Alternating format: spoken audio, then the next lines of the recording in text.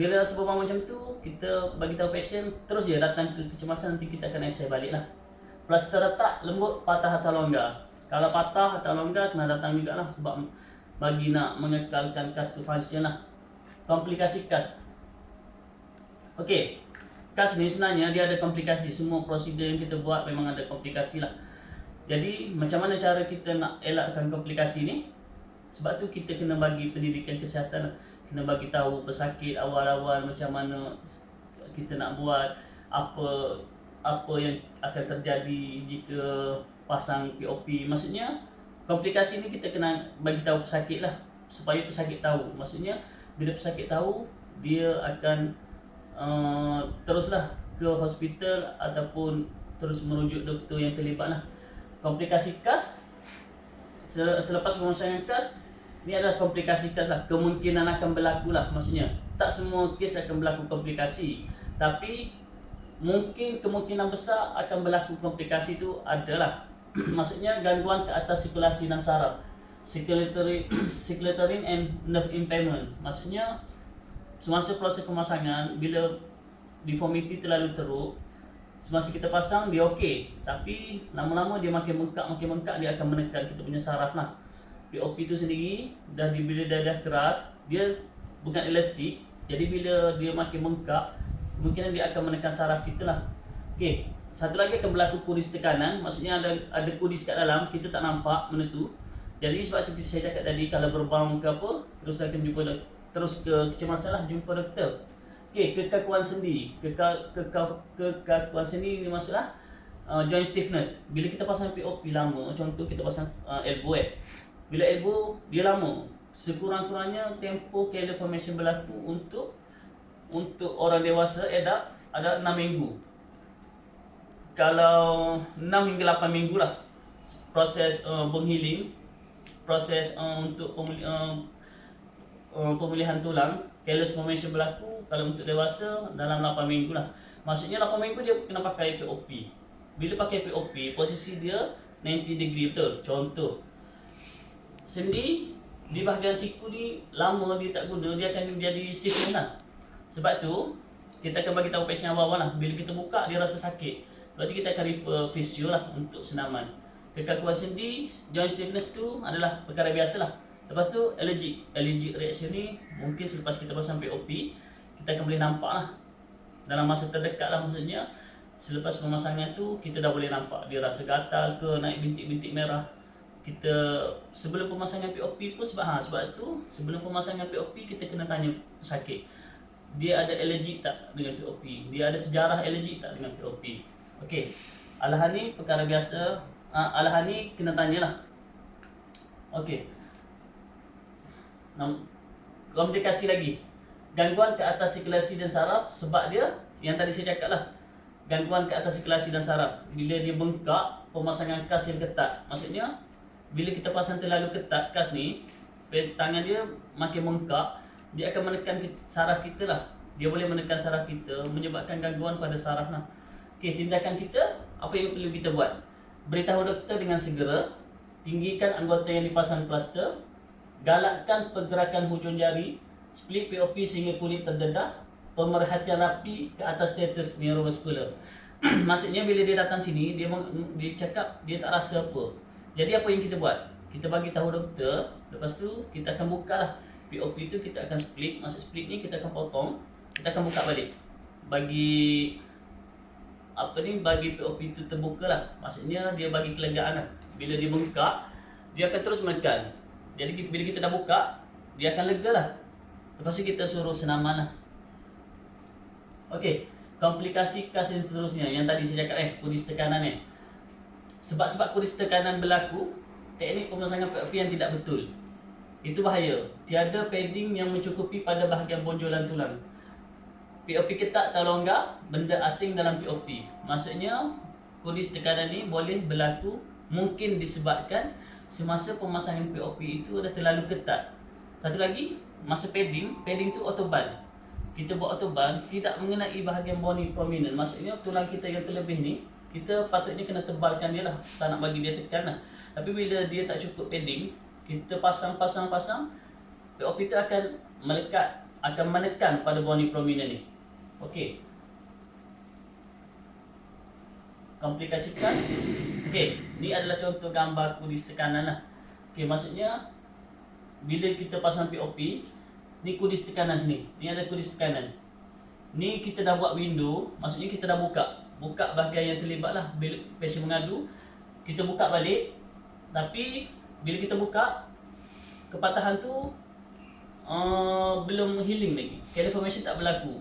Jadi kalau ada kudis sini, kita akan pasang POP atas arahan doktor, boleh pasang balik. Tapi kita kena buat window sini lah untuk buka. Dia kena cuci hari-hari. Okey.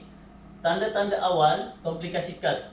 Ni ada tanda-tanda awal untuk komplikasi kas lah. Maksudnya pesakit sendiri akan boleh tengok apa tanda-tanda awal dia. Maksudnya kita akan ajar pesakit. Maksudnya bila dia nampak benda ni, dia akan beware lah. Dia akan pergi ke hospital, dia akan rujuk doktor. Okey. Burning, blister, light pain. Maksudnya blister, timbul benjolan yang air. Memang sakit. Dia rasa sakit lah. Kepanasan setempat. Maksudnya dia rasa panas tempat tu je. Tempat lain tak rasa. Tempat tu je dia rasa panas. Kemungkinan blister lah. Berbau, smelly. Maksudnya dia berbau daripada POP dia, kas dia tu. Dia boleh bau. Memang busuk nanah ke, darah ke, dia boleh tahu. Demam, biasa kanak-kanak akan demam lah. POP bertukar warna. Maksudnya POP daripada putih bertukar warna plate. Warna kemerah-merahan ke warna kuning. Mungkin disebabkan darah ataupun nanah lah. Pencegahan dia, amalan teknik pemasangan POP yang betul, nasihat yang jelas kepada pesakit. Lepas tu open window. Maksudnya pencegahan, apa pencegahan yang kita boleh buat kalau pasien datang macam tu. Maksudnya kita boleh buka lah situ window, tempat yang kemungkinan ada apa ni, nanah ke, ada darah ke. Tapi kebiasaannya kita akan buka habis lah. Kita buka habis, kita akan access lah.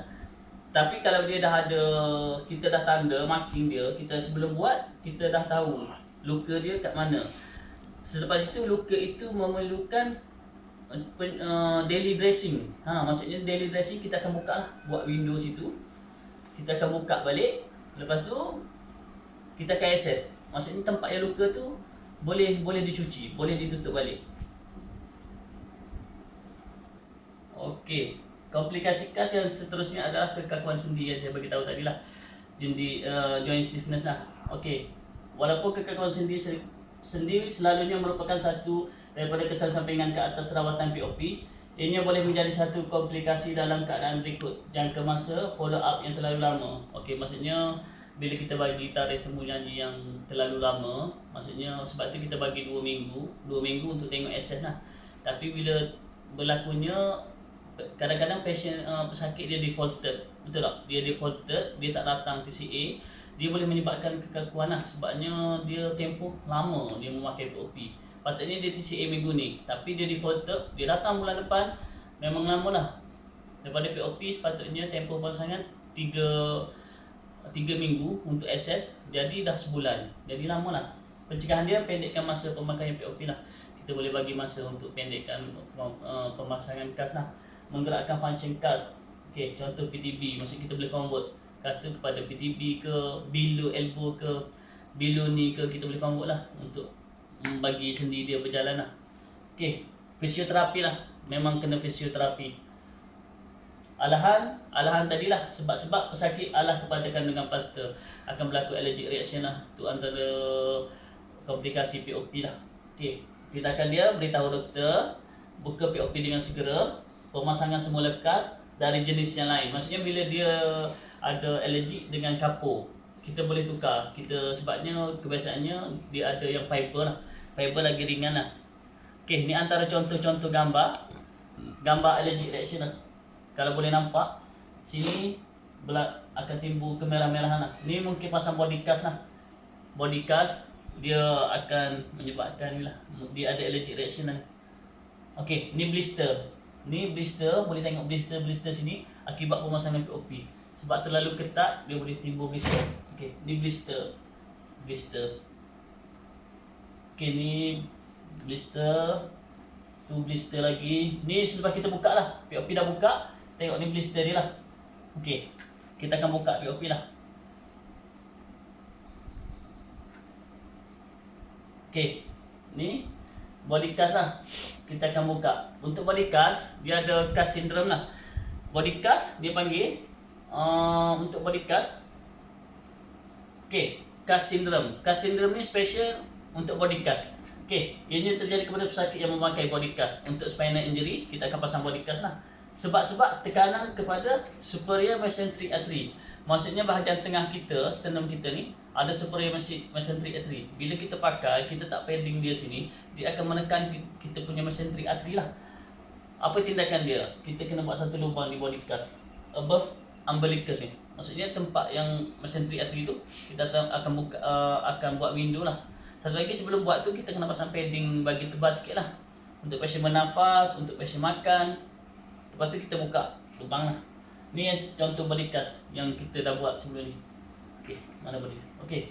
Ni body cast. Kita tebuk lubang lah. Ni lubang di situ. Okey, ni gambar-gambar POP lah. Saya letak kat sini. Ni above elbow POP yang saya bagi tahu tadi untuk kepatahan tulang radius lah. Maksudnya dia akan lock dua joint. Satu joint, satu joint. Elbow joint, wrist joint. Below elbow POP. Maksudnya bawah bawah siku, bawah elbow lah. Okey, lock wrist joint dia. Hanging cast, ni hanging cast. Hanging cast ni kita tak lock dia pergi wrist lah. Kita untuk kepatahan kita punya humerus, distal humerus, kita akan buat sini berat lah. Kita letak hanging sini, sini dia akan berat lah untuk menarik fracture tu pergi ke tempat asal lah. Use slab. Ni slab lah. Slab yang cast. Ni slab. Tadi cast lah. Slab untuk kepatahan humerus lah. Ni adalah contoh. Contoh use slab. Okay. Thumb spica untuk fracture thumb. Ni thumb fracture. Kita akan thumb spica lah. Maksudnya ni posisi dia. Handshake. Handshake position. Thumb spica. Okay. Ni scaffold cast. Scaffold cast untuk fracture scaffold lah. Dia position dia glass holding. Macam kita pegang glass. Bila patient datang komplain, senang buat dia pain, senang buat pain, kita boleh treat dia sebagai scaffold fracture lah. Kita boleh pasang scaffold cast. Ni scaffold cast, posisi dia glass holding lah. Full line POP. Full line POP ni above knee POP. Full line ni maksudnya penuh lah, penuh. Ni above knee POP. Ni joint, ni joint, ni ankle joint. Kita akan lock habis. Ini adalah tempat yang kat bawah tu untuk kita support. Patella tendon bearing PTB. Okey, patella dia boleh gerak, dia akan partial weight bearing untuk bagi patient berjalan lah. Cylinder cast untuk fracture patella. Patella fracture kita akan buat cylinder cast lah, ankle free, lock knee joint je. Tapi position dia straight lah, tak nak bagi 0 degree flexion. Hip spica untuk kepatahan ni lah, untuk kepatahan femur bagi kanak-kanak lah. Untuk pediatric kita tak buat operation, jadi ini ada alternatif dia lah. Alternatif dia kita buat hip spica. Ni untuk body cast, posisi body cast. Masa kita nak buat body cast ni, dia kena Superman macam tu. Okey, ni body cast. Okey, body cast. Okey. Ni above elbow POP lah. Okey. Setakat tu saja. Okey, sekarang dah faham cara-cara pemasangan POP. Jadi pastikan selepas ni kena pemasangan POP kena cara yang betul lah bagi mengelakkan sebarang komplikasi. Ataupun jika ada apa-apa komplikasi kena bagi tahu doktor lah. Kena rujuk doktor. Sebab itu pendidikan POP care advance tu amat penting lah untuk kita. Okay, setakat itu saja pembentangan saya pada hari ini. Jadi dengan itu saya mengucapkan terima kasih dan assalamualaikum warahmatullahi taala wabarakatuh.